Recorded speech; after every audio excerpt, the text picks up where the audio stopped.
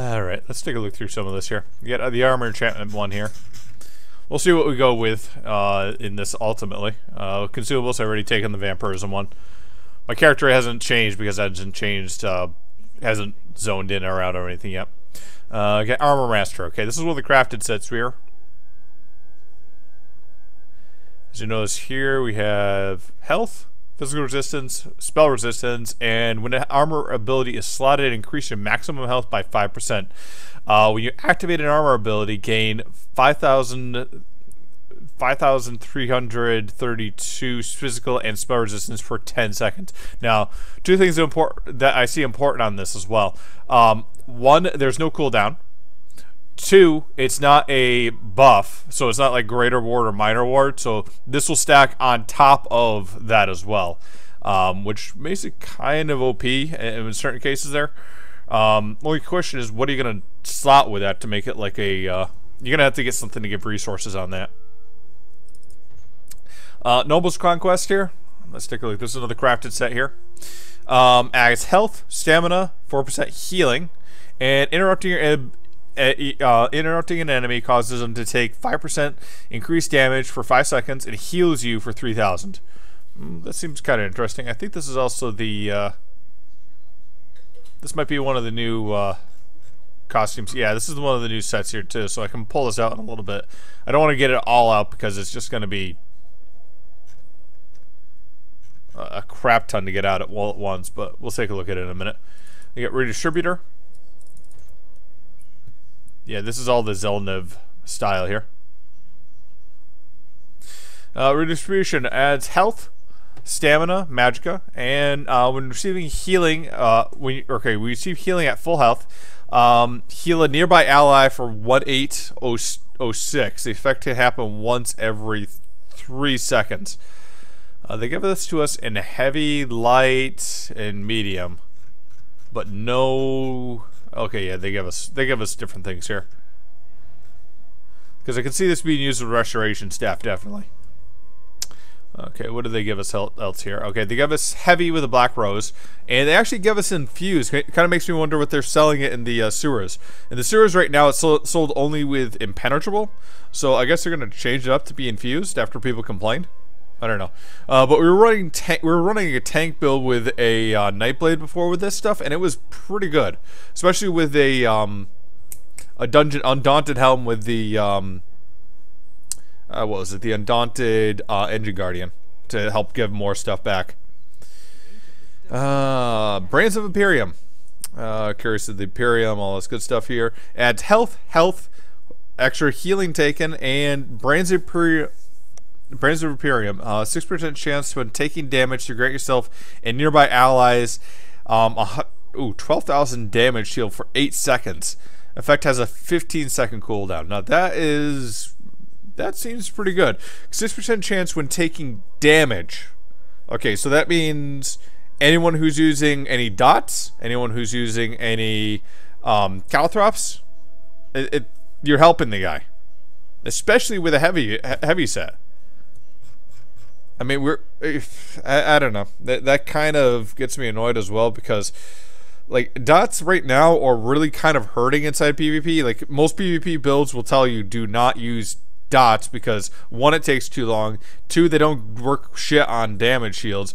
And three, you're also having issues with, you know, various people that are just spamming the direct attacks. This right here, this works directly against dots. I don't understand that as well because most dots are weak as fuck as right now, and that just makes it. That's just like, why ever use a dot in PvP when you have this set here? You're just helping them at all. I don't understand things like that. Like we're trying to solve an issue that's not actually there. Okay, jolting, maximum health. Spell resistance. Okay, another tanky set. 10% chance when blocking to an attack to charge your arms, granting your next bash for 5,805 shock damage, as well as granting you 6,450 spell resistance for 6 seconds. I kind of wonder how long this this thing would be, but like a good thing I could see with this is basically you get that proc. You don't bash though right away. You wait. Okay, let's say you're a Sork build, and especially in a heavy armor. You take the block, you wait for it, you cast Curse, you get ready so you can cast Crystal Frags at the same time, and then you bash, and you just like stack on the damage all at once. That'd be an interesting thing to try with that. Okay, let's look at Leeching Plate. Health taken from healing. And Leeching Plate, 8% chance when damaging to summon a cloud of leeching poison under the attacker that deals 1,075 poison damage every second for 5.5 seconds. Don't understand why it's every second for 5.5 seconds. Why not just round it up? And it heals you for the damage caused. Okay, well, that sounds more PvE because getting an enemy to stand inside of a thing of poison, kind of hard. Additionally, I don't know if this is going to round up or round down. It could round up, so it's doing 6,000 damage. If not, it's rounding down to 5,000.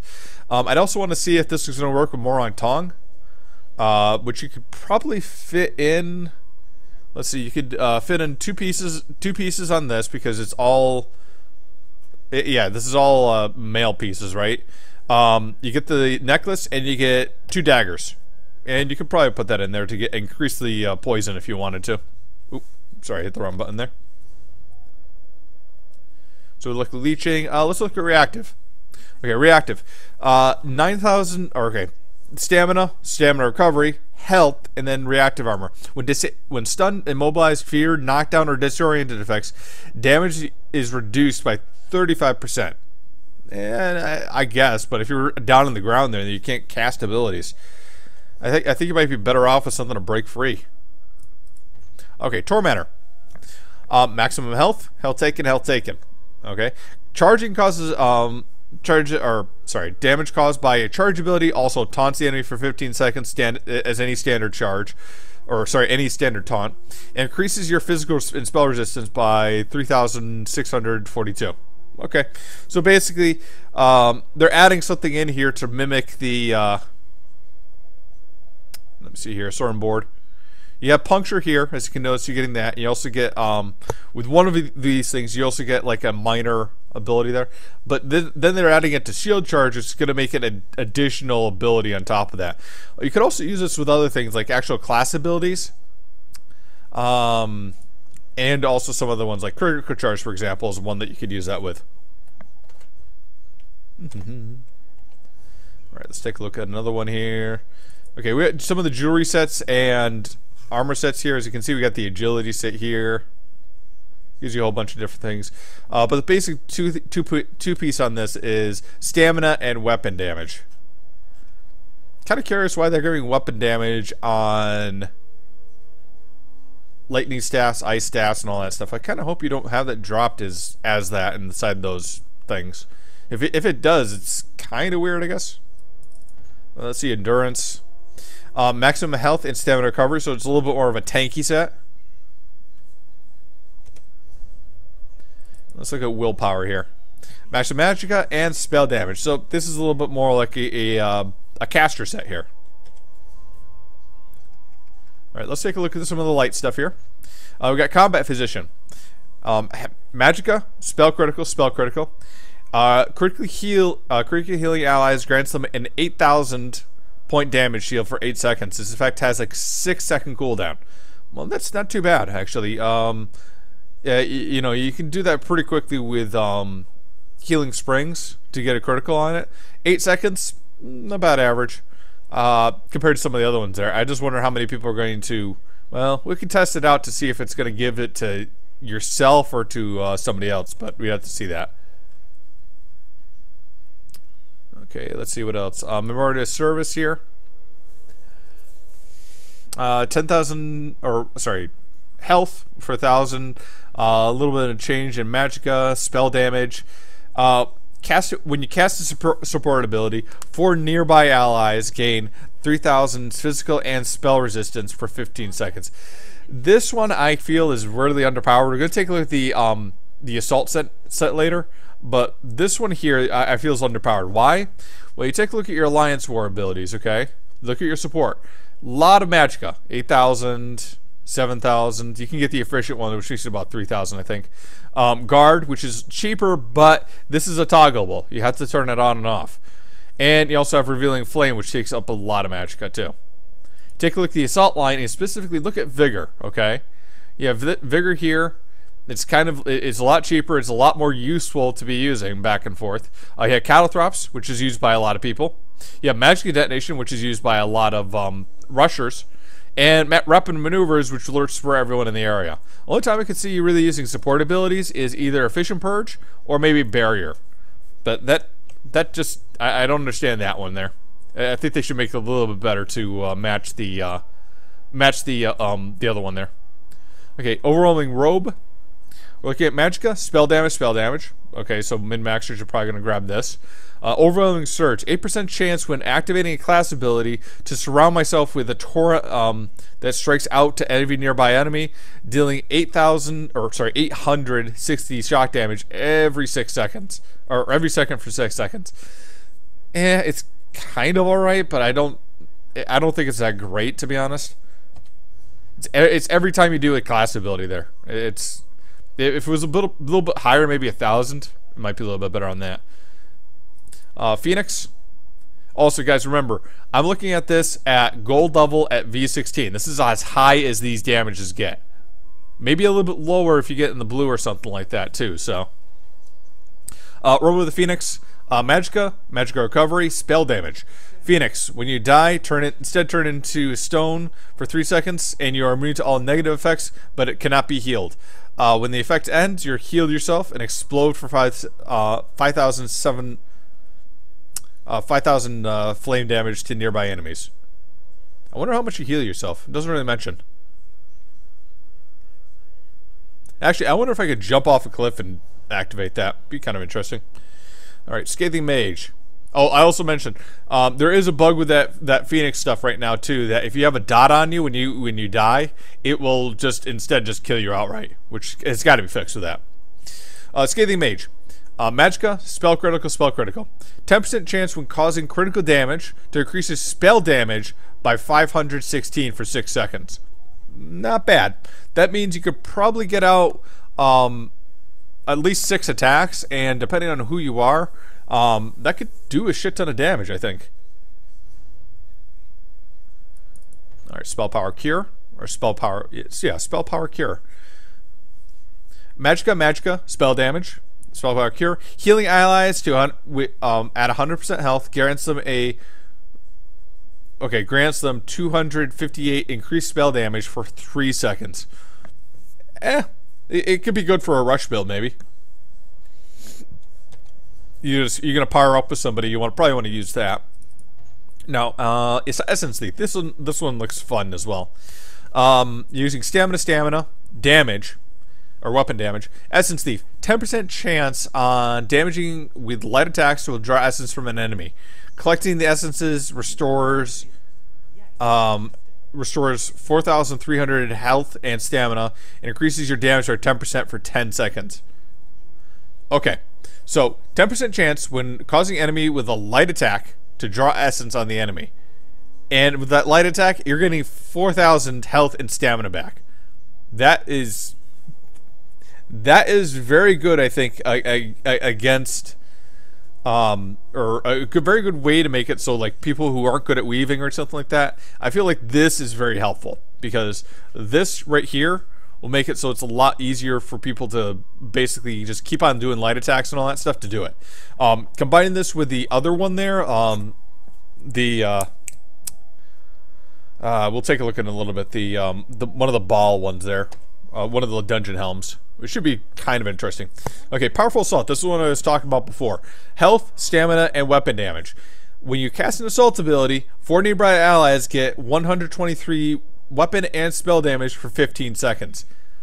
That is a very good ability because again, you're going through with your group there, and you're spamming Vigor over and over again, and that could be like, okay, the first 4, then go back to the next 4, then go back to the next 4, and you're buffing everyone up just using Vigor, or you're using Cattle Throps, or you're using rapid maneuvers or something like that. I think that's a pretty good set right there. All right, Sheer Venom. This is one I'm interested in using, but I'm not sure quite where I'm going to go with it until I get onto the onto live. Reason being that some of the stuff I want to combine with it, I do not have here on PTS. Sorry. But this one gives you stamina, weapon damage, good for stacking, and then Sheer Venom. Causing damage with this with an execute ability inflicts enemies, giving them poison damage. For about 559 poison damage every 6 seconds. This effect has a cooldown of 6 seconds. What do I want to combine this with? What else? Morong Tong. I mean, shit. You get Morong Tong in there, and just like helmet shoulders or whatever. One of the necklaces, and then 2 of the daggers, and you're increasing your poison damage by 15%. 1 minute while I just take a look at that.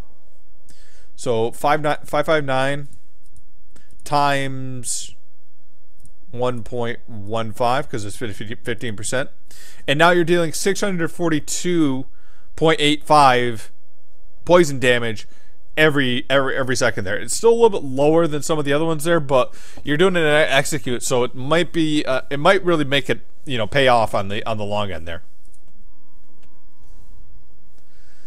All right, so we just did Sheer Venom, Shield Break. Oh, the other one I want to do it with is what is that set? There's a different set out there with the Ophidium set, the Ophidium bow and rings. Put the Ophidium bow and rings on there as the off one, because that one will give us poison damage as well, and see if that works with the quote-unquote under 50% first ability under the bow line, to see if that counts for an execute. I don't think it does, but we can take a look. Just to see if it stacks on more poison damage, though. That's basically what I do. Bracelet of the Shield Breaker. This one is a stamina recovery, weapon damage, and Shield Breaker. When your light and heavy attacks do 1,118 irresistible damage against enemies with a shield, with a damage shield. I kind of want to test this tonight and see how it goes inside PvP. It depends on who I meet. It's going to be very RNG. I feel like a lot of people are just overlooking this right now because they don't like the irresistible damage. But what I'm going to try to do is stack this with a irresistible damage glyph and see how much damage I can really pull off on somebody that has something like that. Shockmaster. Spell critical, or sorry, weapon critical, weapon damage, and then causing damage to light with light attacks, and then immediately causing damage with a fully charged heavy attack. Gives your weapon lightning, causing your lightning attacks to deal 1,118 shock damage for 10 seconds.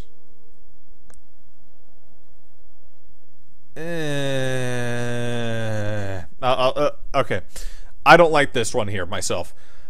Light attack, then immediately with that fully charged heavy attack, causes your light attacks to deal an additional 1,000 for 10 seconds. The other set there gave me 10% more damage on that, didn't it? Sorry, let me... Hopefully I'm not looking at the wrong one here.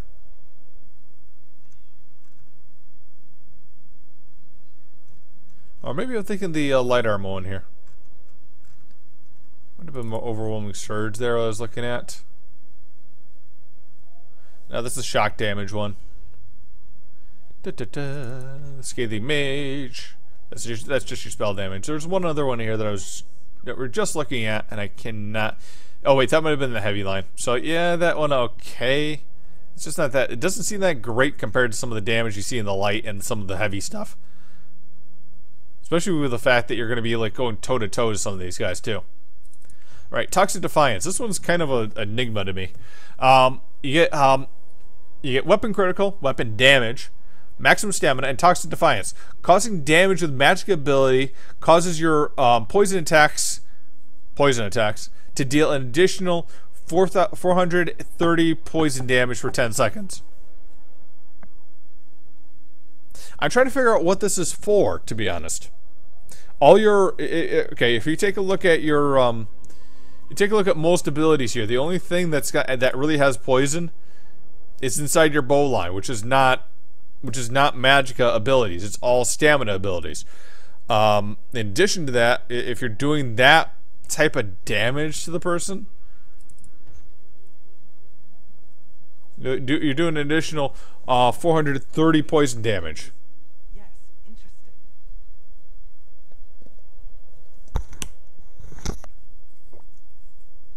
So, unless you have also, okay, you also have poison on your weapons for a glyph. That would also do it too, right? But it's just a weird one because I don't see where that would really be that much better than some of the other ones here.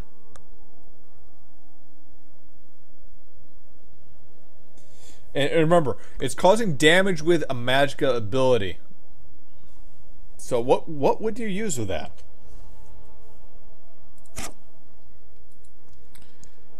You'd have to probably be doing a dot because you wouldn't be doing like, okay, let me think about that for a minute. You're doing a bow abilities, right? So you're using bow attacks with that. You're using poison on top of that. And maybe you're doing some light and heavy attacks inside that as well. Really points to using a bow. But you take a look at most of your magicka ability lines, except for maybe Sork. And Sork only has a limited number of magicka abilities that they can use that can actually do damage to a person directly. Or you could be using entropy, I guess.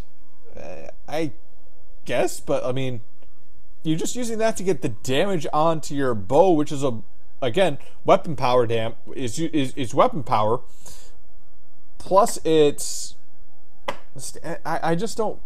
don't get that set. I'm trying to figure out. I'm having trouble figuring out what you would use this set for.